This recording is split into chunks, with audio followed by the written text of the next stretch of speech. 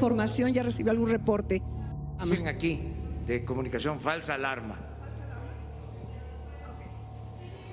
Pero se va a atender ahora.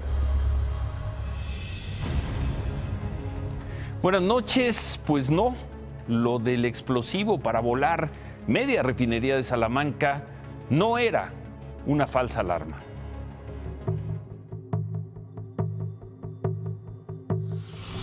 Antes del amanecer, desconocidos abandonaron esta camioneta frente a la puerta 4 de la refinería Ingeniero Antonio M. Amor en Salamanca, Guanajuato.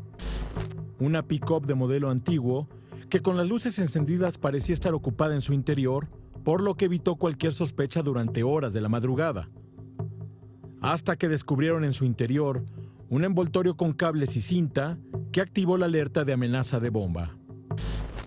Para entonces, minutos antes de las 7 de la mañana, elementos del ejército acordonaron el área y dispusieron de un equipo de especialistas para la inspección del artefacto.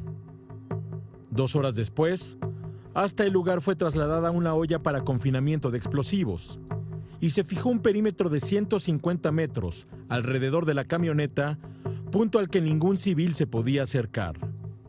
Y pues repetimos, están en la etapa de evaluación para ver si representa la estancia de ese vehículo en la calle un riesgo para la población. Pedimos a la gente que no se alarme. Pero la vida normal fue hoy casi imposible. Debido a la amenaza de bomba, escuelas cercanas a la refinería de Salamanca cerraron sus puertas y personal de Pemex, principalmente del área de ventas y autotanques, fueron desalojados y no se les permitió el reingreso por el resto del día. La refinería de Salamanca lució prácticamente vacía luego de la amenaza de bomba. Casi de manera simultánea a la intervención del ejército, fue ubicada una manta en la que se exige al presidente López Obrador sacar a la Marina, Ejército y Policía Federal de Guanajuato. El mensaje lo firma el Cártel de Santa Rosa de Lima, grupo criminal que domina el robo de combustible en la región. Pero horas después, otro mensaje atribuido al mismo grupo se deslindó y culpó al Cártel Jalisco Nueva Generación de colocar la manta con la amenaza al presidente. Pasadas las 12:30 horas, el aparato localizado en la camioneta abandonada fue transportado fuera del lugar, bajo vigilancia, en un vehículo blindado de la Policía Federal.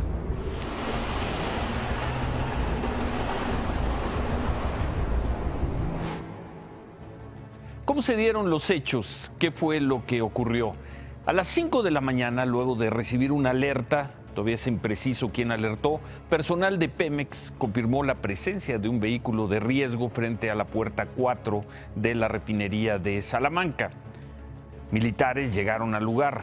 El coronel, un coronel a cargo de las operaciones de campo en Salamanca, ordenó que se acordonara la zona y pidió lo que se conoce como una olla blindada donde se confinan los explosivos.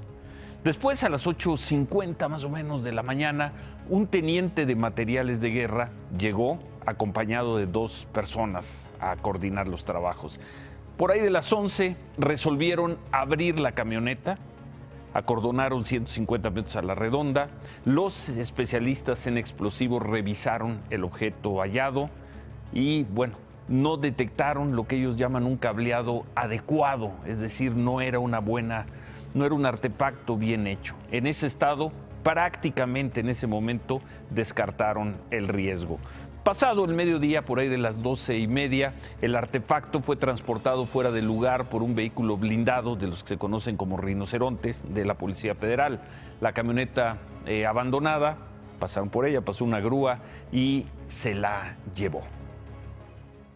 Así estaba la información. Sin embargo, la Secretaría de la Defensa Nacional nos confirmó Imagen Noticias, que sí encontraron material explosivo en el artefacto que estaba en la camioneta abandonada afuera de la refinería de Salamanca.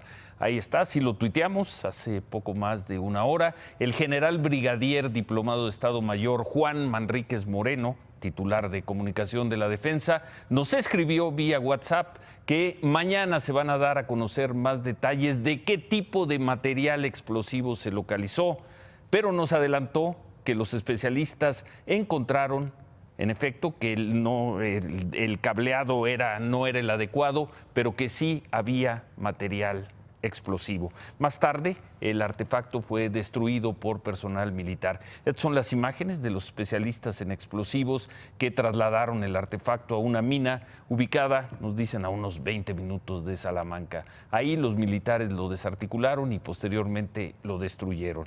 Estos cilindros de color blanco son los materiales que se detonan. Se les conoce como Emulex 1, es una emulsión, nos dicen, muy utilizada en voladuras de minas y canteras. La Secretaría de la Defensa asegura que, como estaban pues los explosivos en la camioneta, bueno, no representaban peligro de explosión. Es decir, sí había material explosivo, estaba mal instalada, mal colocada, mal armada esa bomba, y atender muy bien lo que ocurrió hoy. Hubo una manta acusando, amenazando al presidente López Obrador y diciéndole, ordenándole que retire a las fuerzas federales de Guanajuato. Hubo un auto, una camioneta estacionada fuera de una refinería con material explosivo. No ocurrió nada, pero esos fueron los hechos. Mañana, nos dice la Defensa Nacional, dará más información.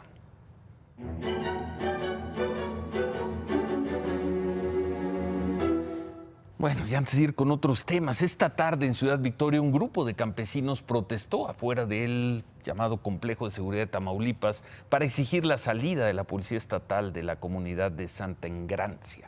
Estos pobladores dijeron que habían sido obligados por los grupos criminales, obligados a protestar.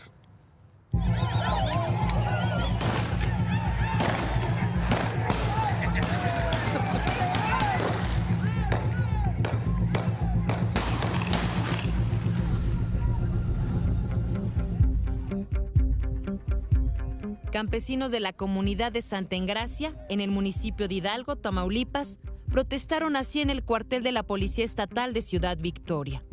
Los campesinos exigen la salida de la Policía Estatal y Ministerial de esa zona citrícola.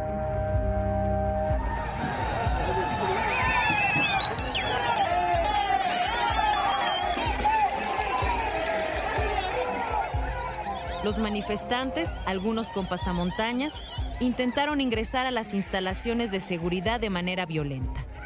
Al no lograrlo, lanzaron piedras y otros objetos en contra de los policías que se encontraban adentro del cuartel, lo que dejó daños en vehículos y en las instalaciones.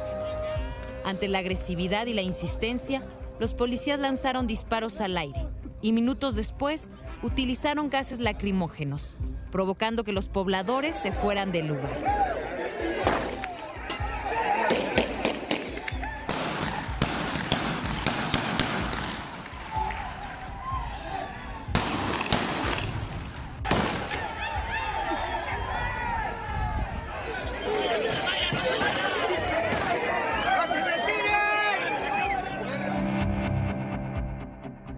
La protesta fue convocada desde hace varios días. Ayer, en sitios dedicados al reporte de alertas de riesgo en Tamaulipas, se denunció que los pobladores fueron extorsionados y amenazados para asistir a la manifestación.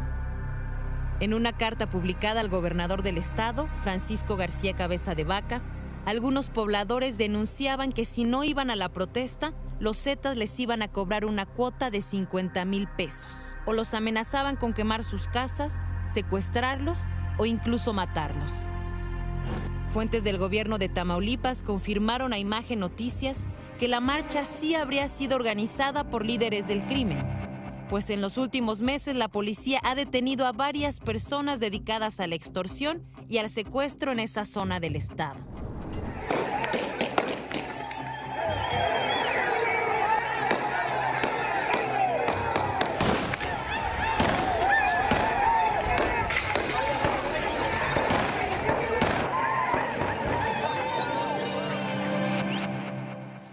Pues eso decían algunas de las personas que protestaron, eso dice la autoridad, pero en verdad todas esas personas que estaban ahí fueron forzadas a protestar. ¿Cuántas de esas personas fueron obligadas y cuántas fueron? Pues porque están vinculadas, ligadas a los grupos criminales. Eso allá en Tamaulipas. Un comando a bordo de 10 vehículos emboscó a policías de Tierra Blanca en Veracruz para rescatar a un hombre que fue detenido por conducir un auto con reporte de robo. Los policías y a un ministerio público cuando los hombres, armados de luego, pues rafaguearon sus vehículos. En el enfrentamiento murió un policía y 2 civiles resultaron heridos. No sé si esto es una guerra o no es una guerra o que lo quieran llamar, pero las imágenes son las mismas que hemos visto por años, por más de una década.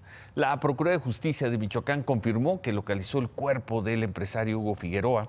Fue localizado anoche en el kilómetro 294 de la carretera México-Guadalajara, en el municipio de Guaniqueo.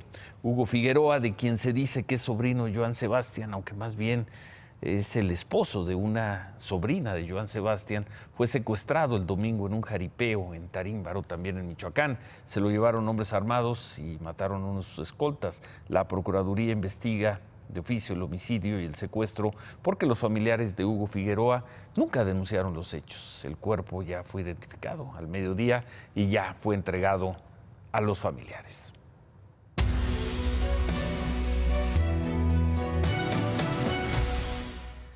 Bueno, y antes de ver en qué va la situación de las vías de tren bloqueadas en Tamaulipas, ya prácticamente todas se habían desbloqueado el día de hoy. Vamos a ver esta historia, pero antes vamos a ver esto que hemos presentado aquí ya varias veces en este mes de enero.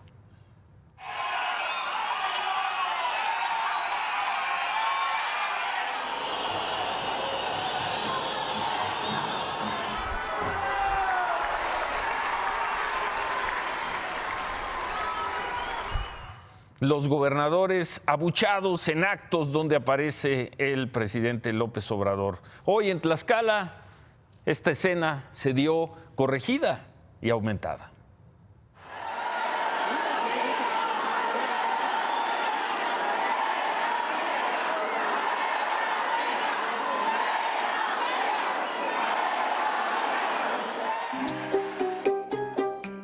Unos se enojan, otros se sienten. Otros fingen demencia. Pero el gobernador de Tlaxcala, el priista Marco Antonio Mena, quiso curarse en salud. Lo abuchearon a su llegada al evento con el presidente y todo hacía suponer que lo abuchearían durante su discurso. Ya son usos y costumbres de los simpatizantes de Morena en territorios de la oposición. Así es que, todo sonrisas, tomó su turno al micrófono e intentó colgarse del fervoroso AMLOF de sus paisanos. A ver, compañeros, tenemos aquí al presidente de México. ¿No están contentos de que esté aquí el presidente López Obrador? ¿Están contentos? Estamos muy contentos de que esté con nosotros, presidente. El recurso no le funcionó. Así es que el gobernador optó por la segura. Siempre sonriente y entusiasta, se deshizo en elogios para López Obrador. Bienvenido a Tlaxcala, señor presidente. Gracias por respaldar a Tlaxcala en el plan carretero. También gracias por tener aquí a la Secretaría de Cultura. Gracias, señor presidente. Gracias, presidente. Aquí, presidente, se le quiere y se le respeta. Gracias por estar con nosotros. En su discurso, el presidente llamó al buen comportamiento fiel a su estilo. Despacito. Hay celos, hay sentimientos, pero ya tenemos que unirnos todos. Vamos a ser respetuosos de todo, incluso respetuosos de los que protestan. Repitió lo que ya dijo en Guerrero, Sinaloa y Zacatecas, que habrá libertades y se garantizará el derecho a disentir. Pero al ver que el repudio no cesaba, sonrió y se sacó un conejo del sombrero. A mí me gustaría que así como se protesta en contra del gobernador, también se le ofrezca un aplauso al gobernador. ¿Se puede? Entonces, sintiendo quizá que ya había correspondido a la amabilidad de su anfitrión, y para no contradecir al pueblo, que siempre es sabio, cortó por lo sano. Eso sí, sin perder tampoco él la sonrisa. Y ahí quedamos ya. Bueno, pues el derecho de todo el mundo a gritar, a protestar, está muy bien, pero lo cierto, lo hemos visto, vimos en esos 3 casos, en Tlaxcala, también ocurrió en Sinaloa y por ahí en San Luis Potosí, van 6 casos ya. Estos actos del presidente López Obrador con gobernadores que no son de Morena se están convirtiendo en verdaderas emboscadas a los gobernadores. Y cada uno, como lo hemos visto, sale de ese agujero como puede. Así trató de salir hoy el gobernador de Tlaxcala. El presidente, como vimos, ya no interrumpió los abucheos, ya no pidió que se escuchara al gobernador. No fue además necesario porque el priista Marco Antonio Mena, el gobernador de Tlaxcala, facilitó las cosas con un discurso de 1 minuto y 40 segundos. Y luego, bueno, pues el aplauso para el desagravio, fin de la historia por hoy.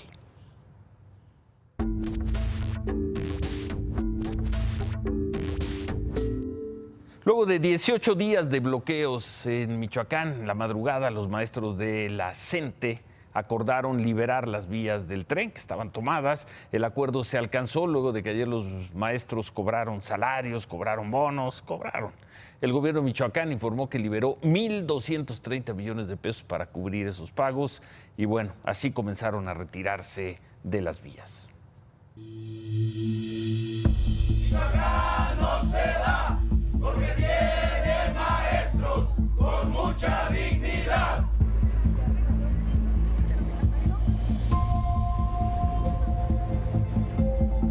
Las vías se liberan para que se instale la mesa tripartita y conforme a la valoración de los acuerdos que se logren definir lo que sigue.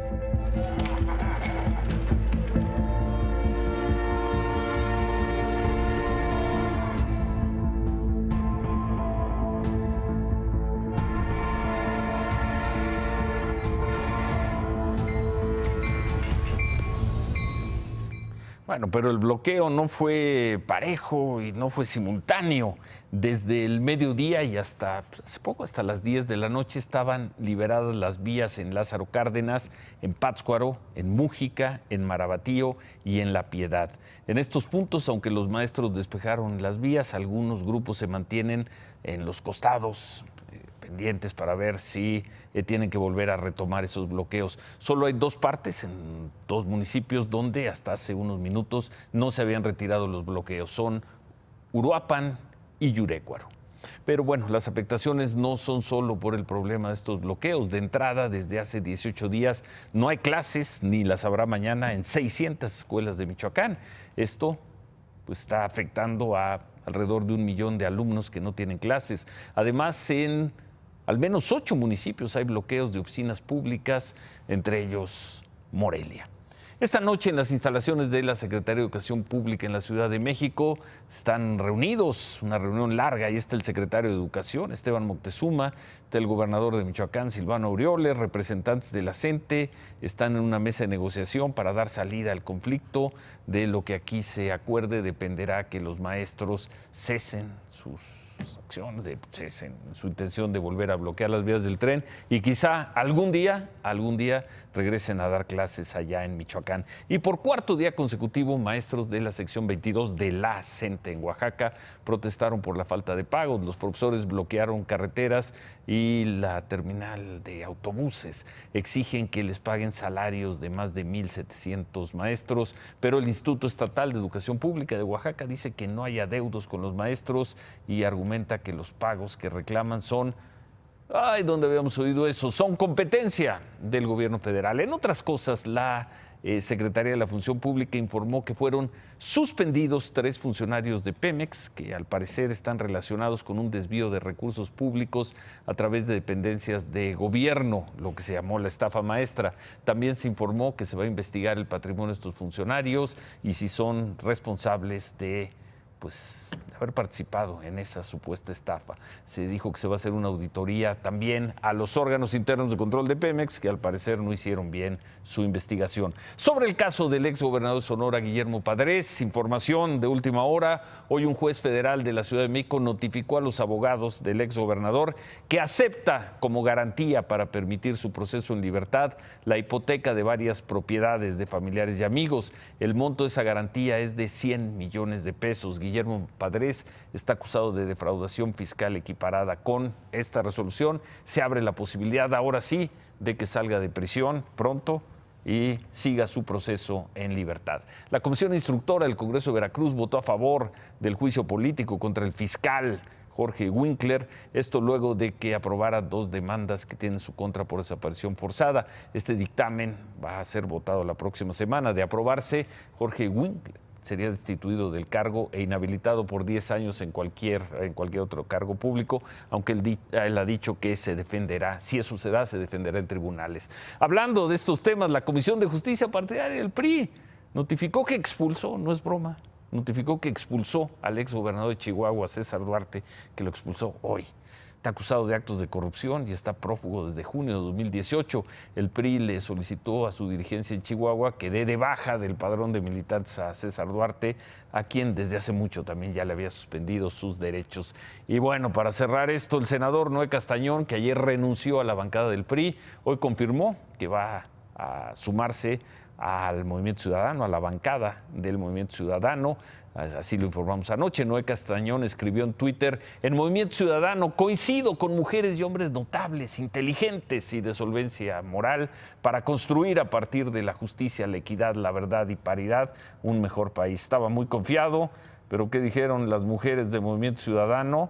Bueno, ha habido senadoras que han sido muy críticas con él, lo han sido desde el 31 de octubre, cuando un grupo de senadoras se sumó a la exigencia de que el señor Castañón no tomara protesta a su cargo, porque está acusado de violencia familiar. Está acusado por su exesposa. Hoy una de esas senadoras, muy críticas, Patricia Mercado, tuiteó: como principio feminista, le creo a la señora Maite López, la esposa. Históricamente no nos han creído, nos han revictimizado desde la primera agresión hasta después del feminicidio, pero no fue la única. Otra senadora del Movimiento Ciudadano, Marta Tagle, también tuiteó esto: a Maite López mi solidaridad. Noé Castañón se ha comportado como muchos hombres en situación de divorcio, con machismo y misoginia. No podemos permitirlo ni normalizarlo. Independientemente de lo que resuelve el juez, la violencia de género es la constante y se debe sancionar. En otras cosas, día 38 en el juicio al Chapo Guzmán en Nueva York, el abogado del Chapo, Jeffrey Lichtman, le pidió a los integrantes del jurado que no tomen en cuenta los testimonios contra el Chapo, los testimonios que presentó la Fiscalía. Dijo el abogado que son testimonios mentirosos, declaraciones llenas de imprecisiones. Con esto terminó también la etapa de audiencias y ahora va a deliberar el jurado, que pues es el que va a determinar si el Chapo es culpable o inocente.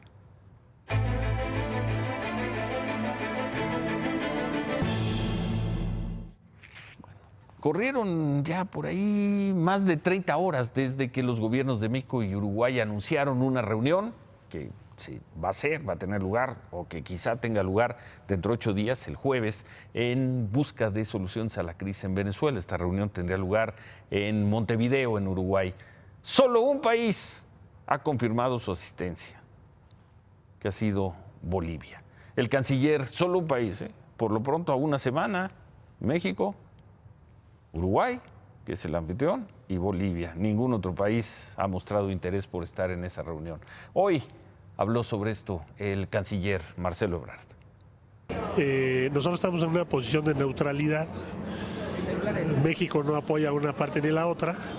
Pero sí pensamos que es importante que haya un diálogo y se comuniquen, porque en primer lugar la gente está sufriendo mucho, los que están adentro, los que están afuera, los que están en medio, y en segundo lugar toda solución pasa por hablar.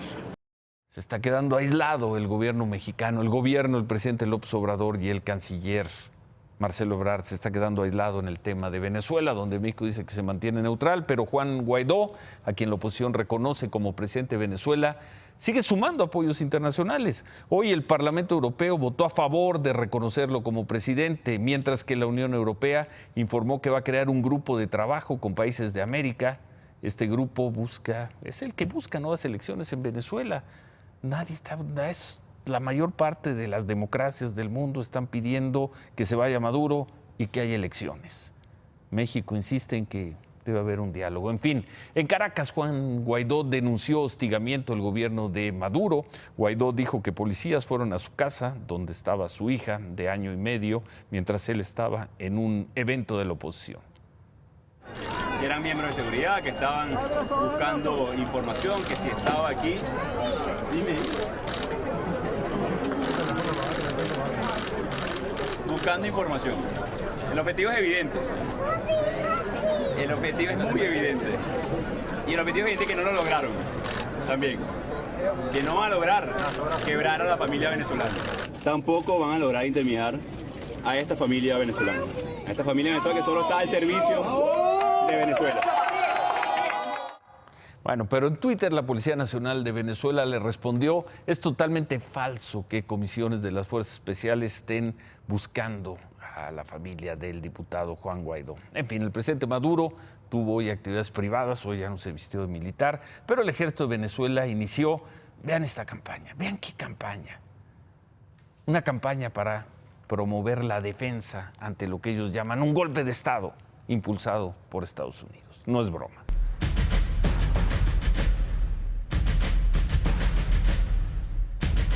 Se quitó el enemigo las máscaras.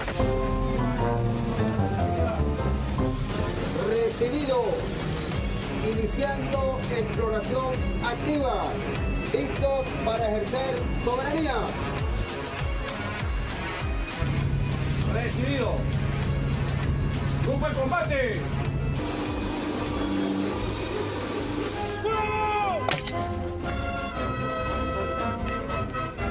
Hoy más que nunca, comprometido con nuestro presidente Nicolás Maduro Moro, presidente electo constitucionalmente, comandante en jefe de la Fuerza Armada Nacional Bolivariana.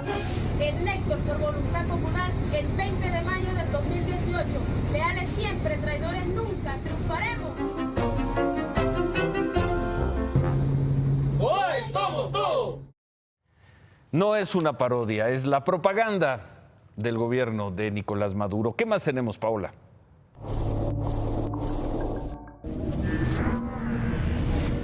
Una persecución policíaca con intercambio de disparos que se registró en la alcaldía de Iztacalco causó que una patrulla impactara contra una motocicleta donde viajaban dos mujeres. Una de ellas perdió la vida en el lugar. El policía que conducía la patrulla perdió el control y terminó chocando con la parte trasera del remolque de un tráiler que estaba estacionado. Los policías quedaron atrapados en la carrocería de la patrulla. Poco después fueron trasladados en un helicóptero a un hospital. La Secretaría de Seguridad Ciudadana informó que logró detener al probable responsable de efectuar las detonaciones con arma de fuego, lo que causó esta persecución policíaca.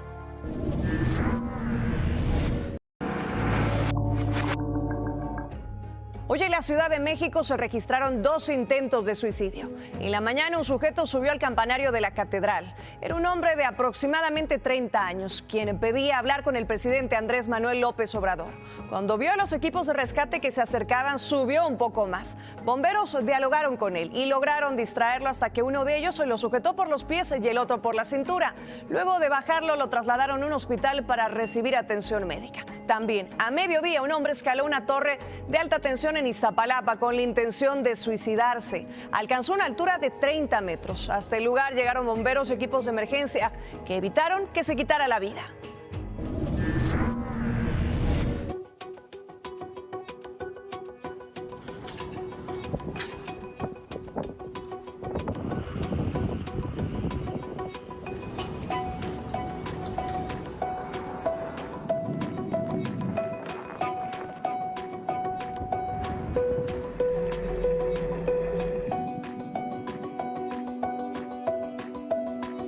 La ola de frío polar ártico que afecta el norte de Estados Unidos ha causado que las autoridades en algunos estados le pidan a la gente no salir de casa por el temor a perder la vida congelados. Además, ha dejado imágenes divertidas como la de unos pantalones que se sostienen solos de tanto frío, agua que se congela inmediatamente o las que muestran cómo queda el cabello a 30 grados bajo cero. También dejó buenas historias como la de un hombre que reservó habitaciones de un hotel para 70 personas que fueron retiradas de un campamento en vía pública. Estas bajas temperaturas continuarán hasta el fin de semana. Permiso, Ciro. Gracias, Paola. 6 días después de que estalló la huelga en 45 maquiladoras de Matamoros, hoy 10 todavía siguen en paro. Rolando González, presidente de la Asociación de Maquiladoras de Matamoros, informó a Imagen Noticias que a más tardar el sábado todas las empresas van a aceptar las peticiones de los trabajadores para poder cumplir los compromisos con los clientes. Lo veremos. En una entrega más de la gustada telenovela, un gobierno, 2 secretarías, nuevamente la Secretaría de Hacienda le vuelve a dar lección a la Secretaría de Energía. En la presentación del informe de finanzas públicas, le preguntan a los funcionarios de Hacienda... ¿No es repetición de lo de ayer? No, es que esto es un avance muy importante. Fíjate, es una entrega más. Esto es una telenovela, Ciro. Pongo atención. Pon atención, mira. Le preguntan hoy a los funcionarios de la Secretaría de Hacienda que si la situación de Pemex, ¿cuándo se iba a arreglar? Y contestan algo que es totalmente cierto. Que por lo menos no se va a arreglar en menos de un año. Que se van a empezar a tomar medidas para que se arregle la situación. ¿Que se arregle qué? La situación financiera de Pemex, que es desastrosa. Está bien. La capacidad de producción de Pemex es desastrosa. Tomo nota. Situación financiera de Pemex. Sí. ¿Quieres que vaya más despacio? No, vas bien, al revés. Que les den que los 11,000 millones de pesos que van a tener por el cambio en el régimen fiscal, todos los tienen que dedicar a la inversión y que están esperando lo que todo el mundo está esperando. Lo espera Fitch, lo espera los mercados, el plan financiero de Petróleos Mexicanos. Creo que... ¿Ese quién lo tiene que hacer? El muchacho de Nale, ¿cómo se llama? Petróleos, pero lo tiene que hacer Pemex. Lo tiene que hacer Petróleos Mexicanos. Hacienda hoy dice, les vamos a ayudar a hacerlo. Mejor que lo hagan ellos. Les quedaría mejor. ¿Cómo se llama el muchacho ese? Bruce Willis. Sí, pero en sexto sentido. No me acuerdo, pero bueno. Octavio Romero está muerto, pero no se ha dado cuenta. Sí. Es como un fantasma ahí. No está muerto, pero a ver. Bueno, sí, cómo no. Bueno, a ver, síguele ya. Entonces, el tema aquí es que mientras Rocío Nale sigue diciendo que no creen las calificadoras y todas esas cosas, en Hacienda están tomando muy en serio el tema de Petróleos Mexicanos y sus problemas financieros. No hay razón, más que el desastre que es y los malos programas que ha ofrecido Pemex, para que pagues casi 3% más por la deuda de Pemex que por la deuda del gobierno federal. Es un diferencial muy grande y hay que cerrarlo y eso daña al resto de las empresas. Entonces, espero que sea la entrega final de esta telenovela. Ya que le hagan caso a la Secretaría de Hacienda, ya que Nale se vaya a ver. ¿No le están haciendo caso a Hacienda? Yo creo que no. Creo que deberían dejar que la Secretaría de Hacienda tome la rienda de la parte financiera. Es más, yo creo que deberían mandar un funcionario de Hacienda a dirigir Pemex. ¿Y quién se va a meter a descubrir ductos? Bruce Willis. ¿Quién va a viajar al centro de la Tierra? Bruce Willis. Bueno. Y Claudia Sheinbaum. No, pero Claudia estaba en otra cosa. Claudia estaba en lo suyo. Claudia estaba en lo suyo, sí. Ese sí es su trabajo. Al otro lo estaban descalificando en Nueva York. Y él, Y él estaba en Hollywood. Bueno, remátala, David. Chaira, no te va a gustar lo que vas a oír. Es el informe de finanzas públicas al cierre del año pasado. Bájale, no comas aguacate, haz algo así. Mira, punto número 1. La deuda como porcentaje del PIB disminuyó. Peña no era tan menso. Está en 44.8%. Las necesidades de financiamiento, es decir, todo lo que el financiamiento que se requiere es menor que el que estimó la Secretaría de Hacienda para este año, del 2.5 al 2.3. El 80% de la deuda interna está a 8 años y con tasa fija. Y en la totalidad de la deuda externa, todo lo que debemos está a tasa fija. Y decían ustedes que era un desastre. Oigan a la nueva Secretaría de Hacienda. Sí. Bueno, información de último momento. Reportábamos la liberación de vías de tren en Michoacán, pero hace unos momentos la Asociación de Industriales del Estado, la Asociación de Industriales de Michoacán, informó que se cancela la salida de trenes del puerto de Lázaro Cárdenas. ¿Por qué?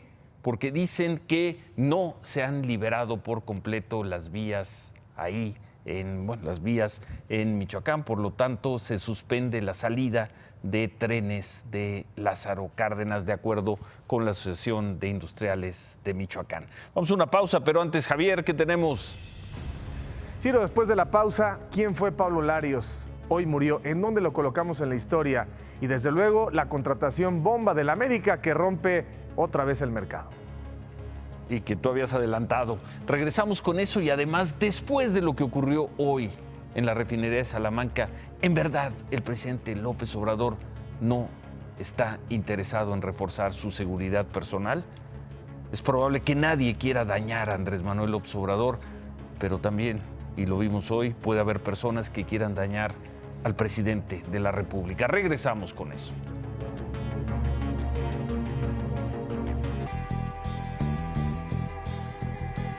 Sí, amigos, ¿cómo están? Fue un día difícil porque él era más aéreo que terrenal, ahora ya anda por allá arriba. Pablo Larios surgió del llano, la tierra, las piedras de las canchas enfrente del estadio del Zacatepec, donde vivió su infancia. Así que jugar al fútbol fue como para los peces nadar. Día y noche, echar la cáscara en el México inocente y seguro de los 60 y 70 fue su destino. Con el calcetín asomándose y los uniformes rotos, se vivía para jugar y sonreír. Terminó bajo los 3 postes porque cuando se es niño es un lugar odiado por los hábiles y Pablo era muy rígido, como una caña de los ingenios azucareros de su infancia. Y ahí, en el arco, este natural del fútbol empezó a volar hasta alcanzar la portería reina, la de la selección, paredón que defendió durante una década. Era muy flaco para los porteros ochenteros tipo Celada o Ledesma, pero Pablo hizo de su ligereza alas y elevó la altura de sus vuelos. Salidas suicidas y de kamikaze terminaban en alabanzas o reproches. Así vivió Larios, rápido, intenso, exprimiéndole a la vida. Innovó como pocos al romper paradigmas y pisar zonas prohibidas del área para los porteros. Una vez quedándose con la pelota, empezaba él mismo el contragolpe con pase largo o incluso con una conducción suicida individual, dejando su área y dejando a su técnico con un Padre Nuestro en la boca. A Pablo no le gustaban las medias tintas, la adrenalina y el riesgo estaban en sus guantes, pero también en sus manos fuera de la cancha y en el retiro. Sobrecargó la máquina y ha volado sin siquiera cumplir los 60. Se le complicó una infección intestinal en Puebla. Jugó con Zacatepec, Cruz Azul, Puebla y Toros Neza del 81 al 98. Portero titular en México 86, apenas recibió 2 goles en 5 partidos. El único que puede su familia decir llegó a cuartos de final. Uno de los mejores 5 de la historia. No supo adaptarse al retiro y abusó de su cuerpo y de la noche. Nunca regresó, nunca aterrizó. Hoy vuela a la inmortalidad como uno de los mejores de nuestra historia. Pablo no sabía estarse quieto y hasta el final se mantuvo cálido. Muchos consejos para Jorge Campos. Hoy el de Acapulco califica a Larios como el mejor de nuestra historia. Ave Pablo, allá nos vemos. Como llegó a decir el gran Hugo Gatti, portero argentino, en el puesto de los bobos fuiste el más vivo. Hasta pronto, Pablo. Y es oficial, Nicolás Castillo es nuevo jugador del América, delantero chileno, ex de Puma, regresa a México, un convenio por 4 años y $10 millones. El América está recargado y es, junto con Monterrey, el gran candidato al título. Ciro, amigos, buenas noches. Gracias, Javier. Hacemos una pausa y al regresar, después de lo que ocurrió hoy, del explosivo en la refinería de Salamanca, el presidente López Obrador insiste en que no va a reforzar su seguridad. En verdad, no lo va a hacer, presidente. Regresamos con eso. Finalmente ha sido la propia Secretaría de la Defensa Nacional la que ha desmentido al presidente de la República. Lo de esta mañana en Salamanca no fue un juego, no fue una falsa alarma. Algún criminal quería volar media refinería. Con todo respeto al presidente, le está faltando buena información en sus conferencias de prensa por la mañana. Lo vimos el viernes, lo volvimos a ver esta semana, lo hemos visto en 2 o 3 ocasiones, ha sido impreciso y lo vimos hoy con el explosivo afuera de la refinería de Salamanca. Y además de información, con todo respeto también al presidente le está haciendo falta tomarse en serio el momento que vive México. Hoy repitió. Presidente, sobre la manda que enviaron como amenaza contra usted por lo del combate al huachicoleo. Presidente, ¿va a aumentar su seguridad después de los incidentes en Salamanca? Presidente. Que lucha por la justicia no tiene nada que temer. Es muy probable que nadie en México le quiera hacer daño a un señor de nombre Andrés Manuel López Obrador. Pero después de lo de hoy, no se puede tomar tan a la ligera que alguien no tenga en sus planes causarle un mal al presidente de la República. al presidente de la República, se llame como se llame. Se quedan con ¿Qué importa? Gracias, buenas noches. ¡Ánimo!